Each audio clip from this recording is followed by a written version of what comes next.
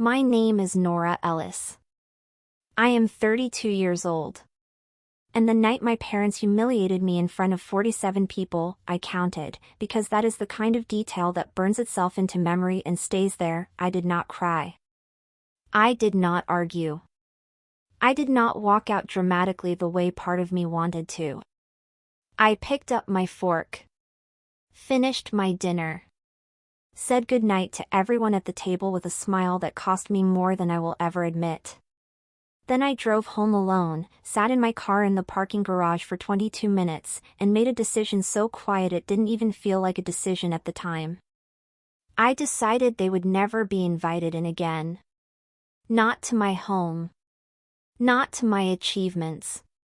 Not to the version of my life I was going to build starting that night, brick by brick, in the silence they had always mistaken for weakness. I am 32 years old now. It took 8 years. But I built it. And the night they showed up at my door, not invited, not expected, not welcome, what they found on the other side was something they had never once imagined their quiet daughter was capable of. But first, I need to take you back to that dinner table. I grew up in a town called Maplewood, New Jersey. The kind of town where everyone knew everyone and social standing was maintained with the same vigilance other people reserve for national security. My parents, Richard and Helen Ellis, were very good at Maplewood. My father was a senior partner at a law firm. My mother chaired every committee worth chairing and several that weren't. They were attractive, accomplished, socially fluent people who moved through their world with the ease of those who have never once doubted their right to be exactly where they are. They had 2 children. My brother Daniel, older by 4 years, handsome, quick-tongued, the one who had inherited their ease, and me. I was the other kind. Not difficult. Not troubled. Just interior. The kind of child who observed more than she performed, who thought before she spoke, who found large gatherings exhausting rather than energizing. My parents interpreted this as a flaw to be corrected rather than a nature to be understood. My mother spent most of my childhood trying to make me more comfortable in rooms that simply weren't built for people like me. Stand up straight, Nora. Speak up. Nobody can hear you when you mumble. Smile, you look miserable when you don't smile. Why can't you be more like your brother? Not cruel. Not intentional. Just a steady, daily accumulation of the message that who I was needed to be fixed. I learned to be smaller. To take up less space. To exist at the edges of family gatherings and say the right things just loudly enough to avoid comment. I was good at school, genuinely, quietly good, the kind of student who never raised her hand but got the highest mark on every exam. I won a national writing competition at 15. The prize came with a small scholarship and a certificate that was mailed to the house. My mother put it on the refrigerator for 2 weeks. Then it came down when Daniel got onto the varsity soccer team and his photo needed the space. I didn't say anything. I never said anything. I just went back to my room and kept writing. I applied to Columbia University without telling anyone. Got in on a merit scholarship that covered 70% of tuition. Told my parents at breakfast on a Saturday morning, the way you announce something you already know they'll find a way to diminish. My father looked up from his newspaper. Columbia, he said. Journalism? Yes. That's not a serious career, Nora. It is to me. He went back to his newspaper. My mother poured more coffee and said, "We'll talk about this later." We never did. I enrolled. I left for Manhattan in September. Nobody threw a party. I came home for holidays because it was easier than explaining why I didn't. I sat at the table and answered questions in the careful, abbreviated way I had learned, enough to satisfy, not enough to invite follow-up. I had learned that the less my parents knew about my actual life, the less material they had to work with. I graduated with honors. Published in 3 national outlets before my senior year. Got a job offer from a magazine in Manhattan 2 months before commencement. I told no one at home. Not yet. I came back for my cousin Rebecca's engagement dinner on a Saturday in October, 6 months after graduation. 47 people at a restaurant my aunt had rented out for the evening. Long table, candles, the kind of event Maplewood families did very well. I was seated next to my mother. Across from my father. Daniel was at the far end, holding court the way he always did, making the table laugh. Halfway through the main course, my aunt asked about my plans. Kindly.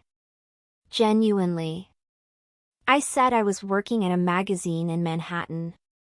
That it was going well. My mother set down her fork.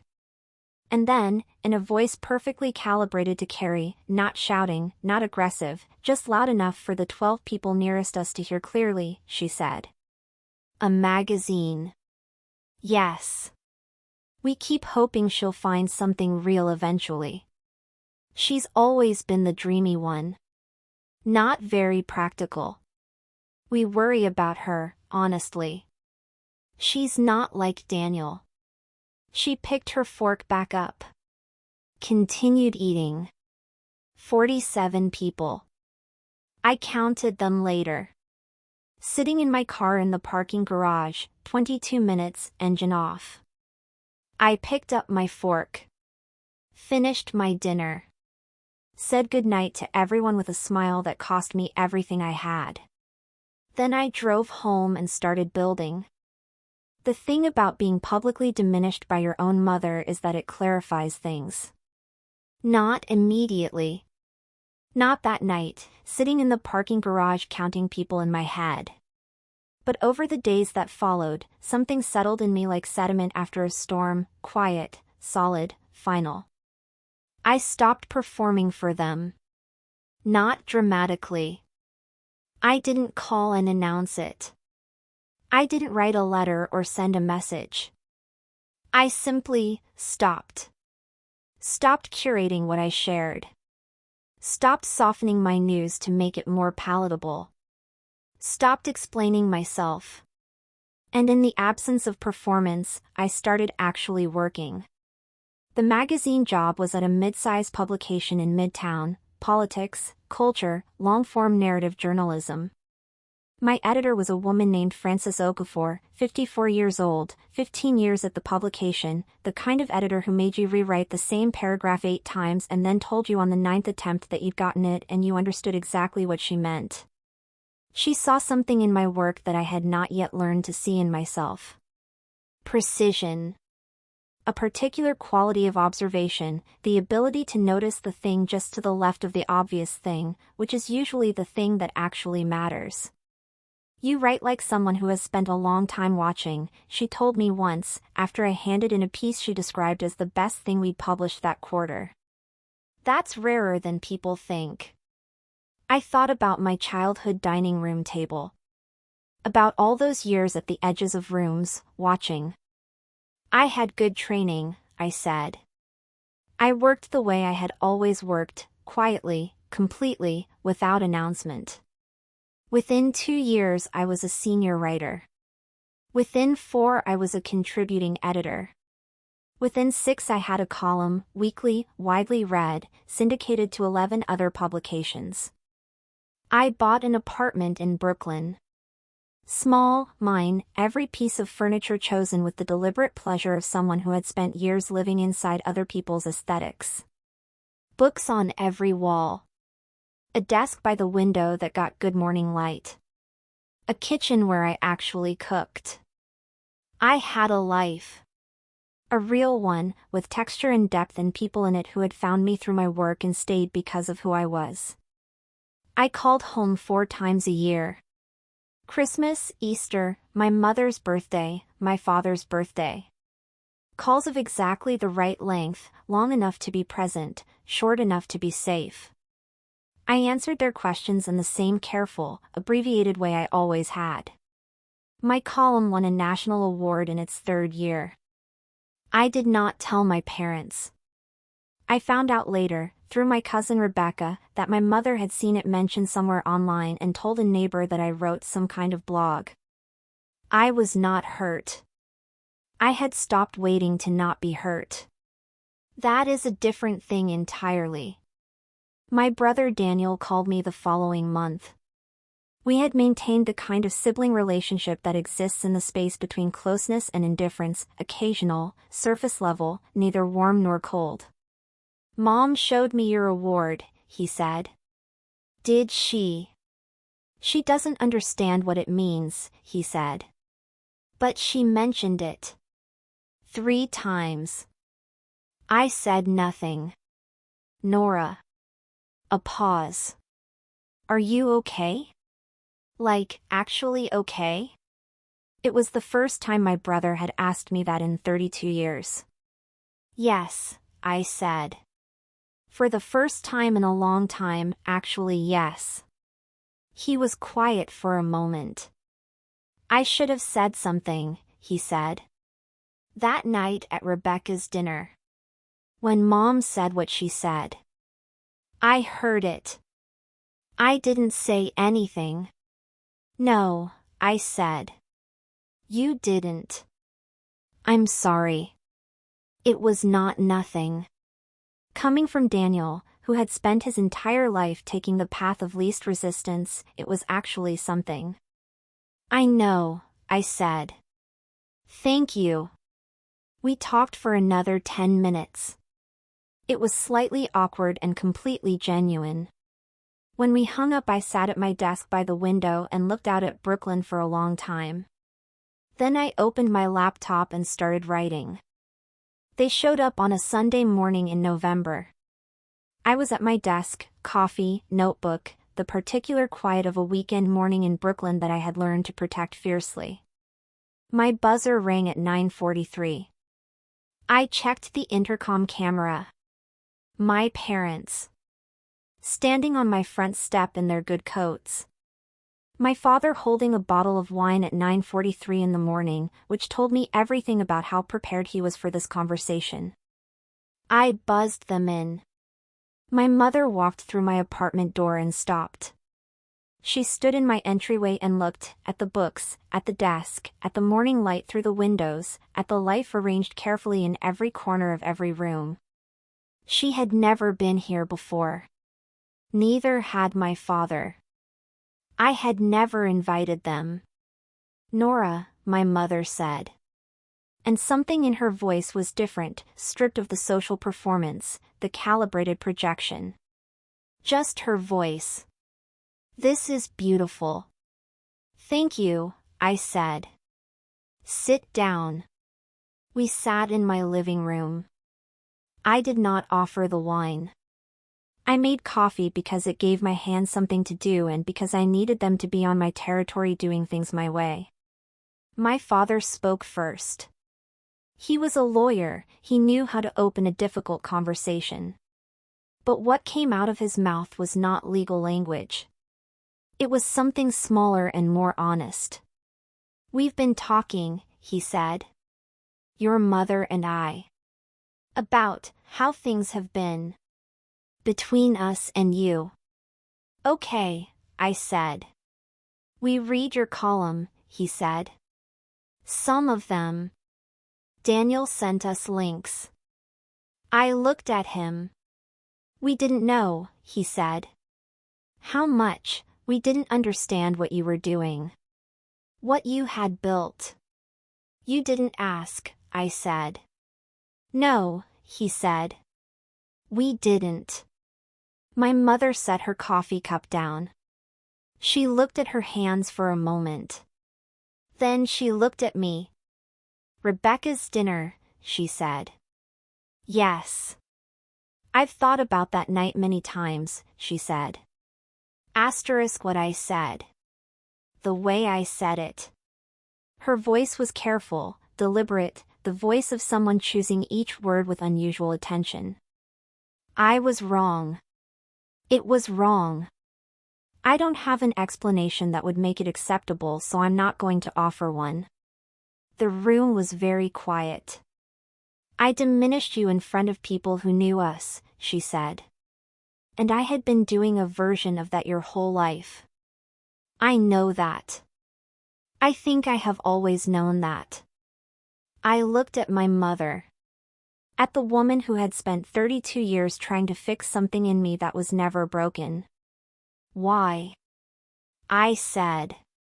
She took a breath. Because you were always going somewhere I couldn't follow, she said. And I didn't know what to do with that except try to slow you down. It was the most honest thing she had ever said to me. I sat with it for a long moment. Outside, Brooklyn went about its Sunday morning. A taxi. Someone's music from an open window. The ordinary sounds of a city that had held me while I built myself into someone I recognized. I'm not going to pretend this conversation fixes everything, I said. It doesn't. Years of something don't dissolve in one morning. We know, my father said. But I'm not closing the door either, I said. I'm just telling you, the door is mine now. I decide who comes through and when and how far. My mother nodded. A small, real nod. That's fair, she said. We sat for another hour. We did not resolve everything. We did not hug dramatically. But we talked, actually talked, in a way that I was not sure we ever had. My father asked about my work. Real questions, specific questions, the kind that meant he had actually read what I'd written. My mother asked about my apartment, about my neighborhood, about how long I had lived there. Before they left, my mother stood in my entryway again and looked at the bookshelves. Is that your award? She said. A small frame on the third shelf. Simple. Not displayed prominently. Just there. Yes, I said. She looked at it for a long time. We should have celebrated that, she said. Yes, I said. You should have. She didn't look away from the frame. I'm sorry, Nora. Not performance. Not social grace. Just 2 words in my mother's actual voice, standing in the life she had never been invited into until she learned to deserve the invitation. I know, I said. They left. I stood at my window and watched them walk to their car. My father opened my mother's door for her, an old habit, automatic. She looked up before she got in. Looked at my window. I raised my hand. Small. Real. She raised hers back. My column ran the following Thursday. It was about inheritance, not money, not property. The things people pass down without meaning to. The silences. The patterns.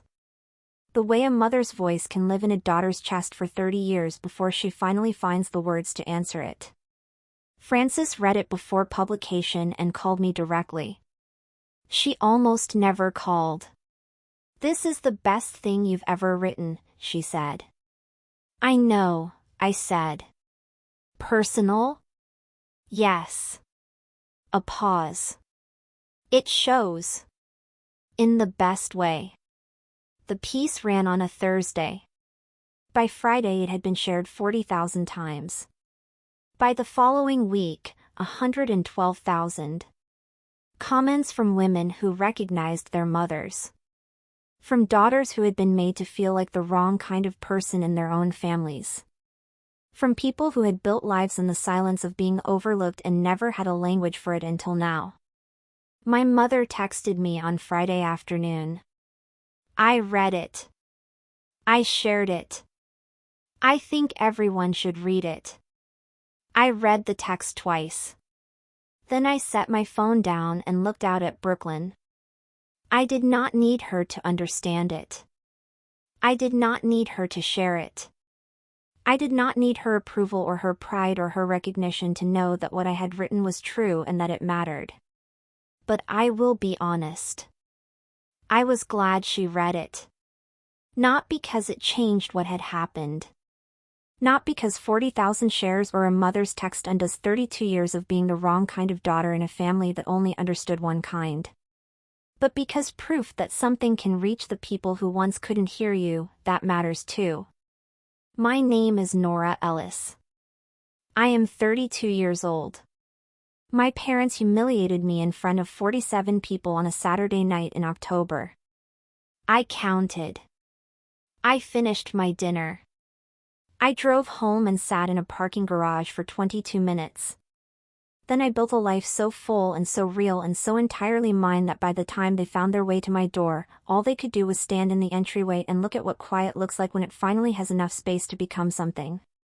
They thought my silence was emptiness. It was never emptiness. It was foundation.